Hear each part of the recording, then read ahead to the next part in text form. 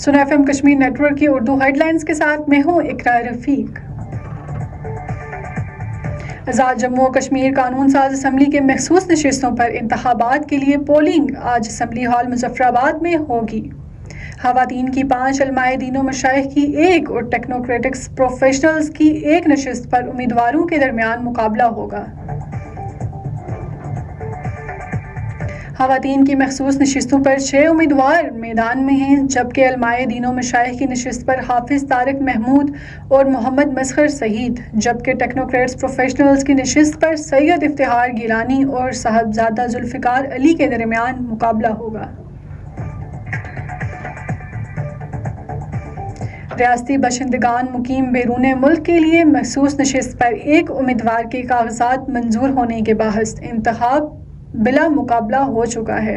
مخصوص نشستوں کے لیے پولنگ صبح 10 بجے سے دوپہر 1 بجے تک اسمبلی ہال مظفر آباد میں ہوگی۔ آزاد کشمیر قانون ساز اسمبلی میں مخصوص آزاد نشستوں کے لیے پولنگ نون لیگ 8 میں سے 6 جیت گئی۔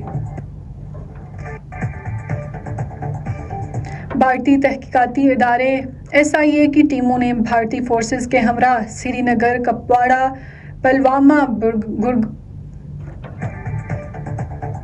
بڑگام، بہمولہ، راجوری اور جموں سمیت مختلف علاقوں میں گھروں پر چھاپے مارے اور مکینوں سے پوچھ گچھ کی۔ ڈیموکریٹک فریڈم پارٹی نے بھارتی جیلوں بالخصوص تہاڑ اور آگرہ میں قید کشمیری سیاسی قیدیوں تک عالمی اداروں کی بلا روک ٹوک رسائی کا مطالبہ کیا۔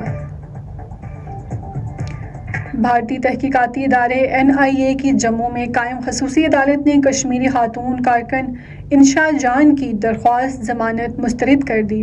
انشا جان پلوامہ حملے سے متعلق مقدمے میں 6 سال سے زائد عرصے سے قید ہیں۔ یہ تھی اب تک کی ہیڈ لائنز۔ مزید خبروں اور تبصروں کے لیے جڑے رہیے سنا FM 89.4 کشمیر نیٹ ورک کے ساتھ۔